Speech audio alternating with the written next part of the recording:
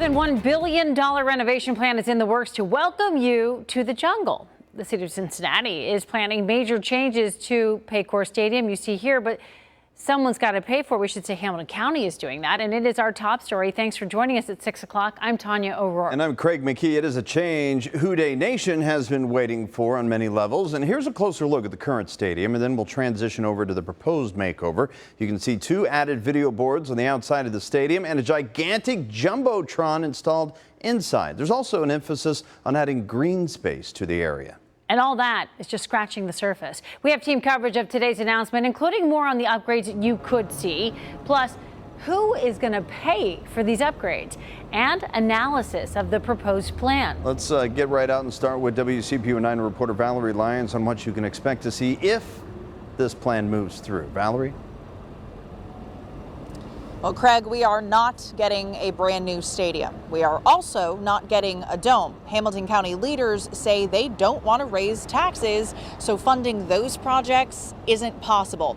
What that means is investing in Paycor Stadium instead, improvements to the tune of more than $1.2 billion. That is, if commissioners sign off on what they saw today.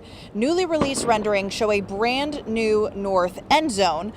And the sectioned off grandstands are gone. Those are replaced by new club seating, large viewing patios, and a 200-foot scoreboard. And that connectivity keeps flowing. Design plans call for more escalators and elevators, as well as expanding the plaza and concourse outside the stadium. Those big video screens, better Bengals viewing, and new possible game day revenue for the team. Speaking of, plans propose a new home across the street on the current practice field lot. Renderings show a new team HQ and indoor practice facility surrounded by a new pedestrian promenade offering walkability, more tailgating opportunities, and year-round green space.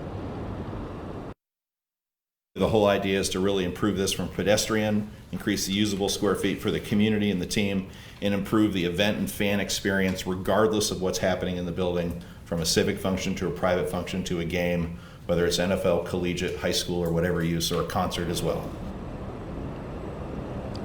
Now, architects are calling it a vision, preliminary plans providing a starting point for a venue benefiting the community as a whole, and that is important to the commissioners. To make sure that this asset that we own, the taxpayers own it, serves us well into the future, not only for NFL games, but also for other kinds of events and things that we want to bring into the stadium.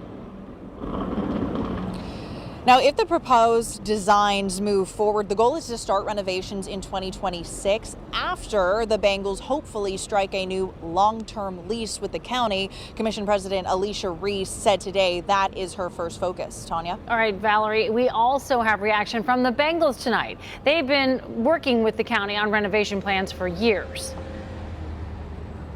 Yeah, and Tanya, the Bengals agree. They also see investing in Paycor Stadium as a benefit to ensure that it serves the community in many ways, not just for NFL games, for years to come. But they also say while they believe that the stadium's bones are good, what they're really worried about right now are immediate improvements. And the team says the stadium is going to need them if it wants to remain competitive now and for years down the line. Reporting live outside Paycor Stadium, Valerie Lyons, WCPO 9 News. Valerie, thank you. So the new stadium designs are just pretty pictures unless Hamilton County finds money to build it. So WCPO 9 team reporter Dan Monk has been looking into the finances. He joins us now from Paycor Stadium as well. Dan, who's going to pay for this project?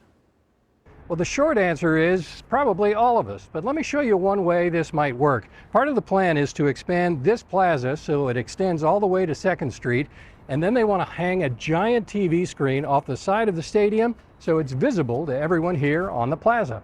That creates a revenue-generating opportunity for the team to sell tickets, food, and merchandise to fans who couldn't get into a sellout game.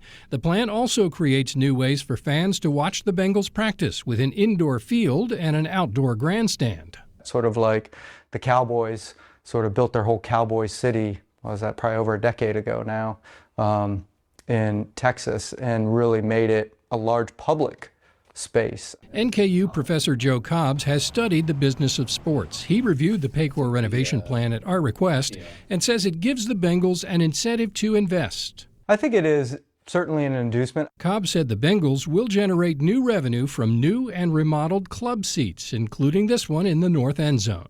The club seats, how much more valuable is that to a team than a seat in a stadium? A lot more valuable. Not only is the revenue higher, but the revenue split with the other teams in the NFL is much, much lower. The Bengals have been criticized in the past for paying less than 10% of the cost to build Paycor Stadium, but Cobb said the proposed renovation gives them a reason to do more. They got their first stadium for 10% of the money spent. They're not going to get that again, right? No, I would be shocked if they did. And so is it going to be half? Is it going to be a third? Where do you think they'll end up? I would guess it's going to be somewhere in the 40 to 45% range. Of course, all of that depends on negotiations for a new lease, which is less than 2 years from expiring. If they're able to reach a deal, county officials say it'll take up to 4 years to complete all the renovations. At Paycor Stadium, Dan Monk, WCPO 9 I-Team. So other recent NFL stadium renovation deals show both NFL teams and taxpayers sharing the price tag. For comparison, the Buffalo Bills agreed to build a new stadium for $1.4 billion. Taxpayers are on the hook for 60% of it. In Jacksonville, they're renovating their stadium for $1.4 billion, and the city's paying 55%. In Nashville, the Titans are getting a new $2.1 billion stadium. Local taxpayers are paying 36%. For more details on today's renovation announcement, including before and after pictures of the planned or proposed changes, go to WCPO.com. You can also find that information on the WCPO 9 News app.